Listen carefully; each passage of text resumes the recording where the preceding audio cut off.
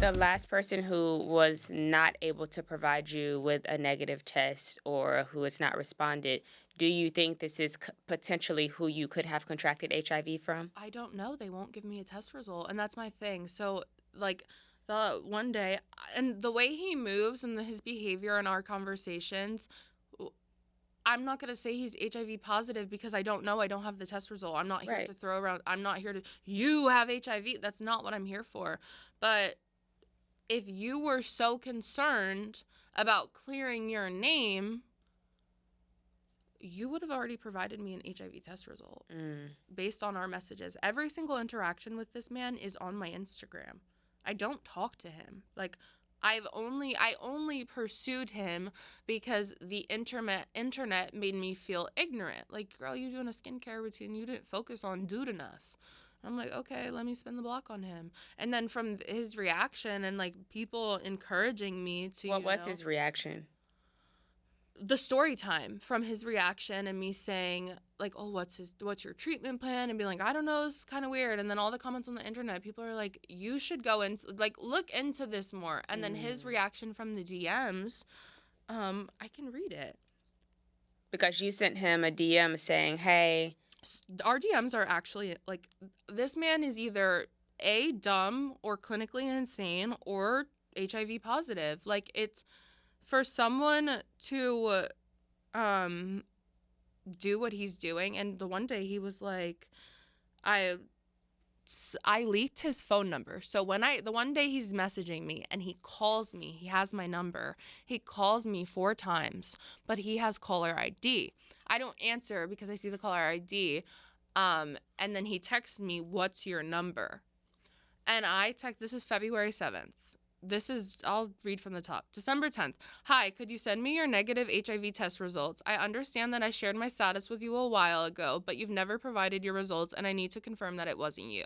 So this is December 10th of 2024. I was diagnosed with HIV August of 2023. I had asked him for the results maybe twice before this. okay, I don't have his number at this point either. This is all an Instagram DM. okay. It's February 7th. He doesn't answer that message from December 10th. February 7th, 2 months later. This is my 3rd time reaching out to you because I've messaged him on iMessage for the results. This is my 3rd time reaching out to you. I've given you much grace considering you won't provide me an HIV test result stating that you're negative, and you've had the opportunity now 3 times. I'll be taking matters into my own hands. He texts me back. That's at 7 a.m. He texts me back at 27 p.m. Then that's when he calls me, though. He calls me 4 times. I don't answer. I get a text from him. What's your number? He's called me. The caller ID comes up. I see that he calls me. And I say, there's no need for my phone number. You can send me the negative test results proving that you don't have HIV. We don't have anything else to talk about.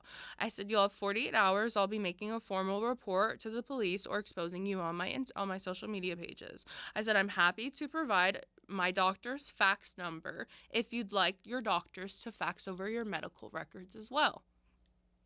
He texts back, says, I was literally calling to show you. He called me on Phone, not FaceTime. what can you show me on a phone call? That's one.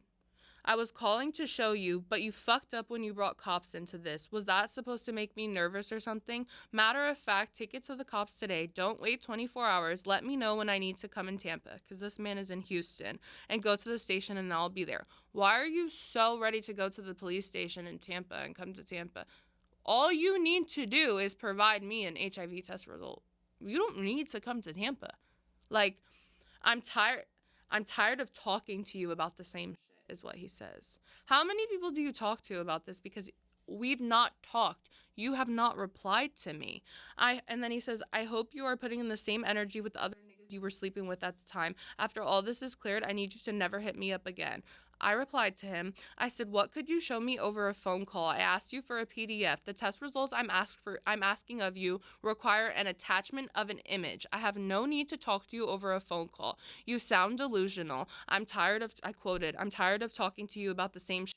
I said, we don't talk. I asked you for a negative test result, and you actually never spoke any words. So what the fuck is it you're really saying for real? I said, you're worried about another man is ironic considering you're the only nigga who had a hard time to give me a negative test result. I said, you'd think a man who clearly had no problem clearing up his name would simply provide the test result. You're so eager to go to the police department. Yeah. Why can't you just give me the test result? After all of this is cleared up, I quoted, I said, you are the reason this isn't clear. Send me an HIV test that's negative. What's so hard about that? ? Doesn't answer. So now I'm mad. I'm like, okay, two could play. I go on Instagram. I post his number, which is public record, on my page. He then DM'd me. I have to go to where it is on my page. He DMs me something about leaking my number. This is defamation of character. You ever heard of defamation of character? He says, sending out false information about me, posting my public information as well. Have you heard of defamation of character? What is false about posting our DMs and interactions? There's nothing false about that. You're a narcissist. Also, you're right. I posted public record. There's no crime in posting public record. There's no crime in that. I found your stuff on Truth Finder. You have a caller ID. Take it up with your phone service. That's not my issue. And then he says, have you ever heard of defamation of character? I don't answer. I post that. And then he puts that on vanish mode. The message goes on vanish mode. I've not heard anything from him since. So this man, sorry, he moved from, this has nothing to do with it, it's just suspect. So he moved to the United States at 18 from Nigeria. From 18, he's 23. He's lived in 5 different states. I found this out all on Truth Finder. He's been in Pennsylvania, New York, New Jersey, Florida, and Texas. He's 18. He has no family. His mom passed away when he was young. It's just him. When he moved, before he lived in Tampa, or before he left Tampa, he's like he has a car business or something. I don't know, sells cars or whatever. That's what he says. His life is so established here, and he's so like in Tampa, and then just abruptly moves to Texas. Also, now, like, actively, I'm looking at this man and his record. Like, what are you running from? I don't know about me, but personally, if I had no family, I don't think I would be wandering.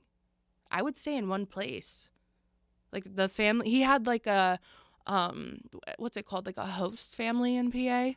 Like, I would be staying where I'm like familiar in my roots. No, this boy is hopping around the United States.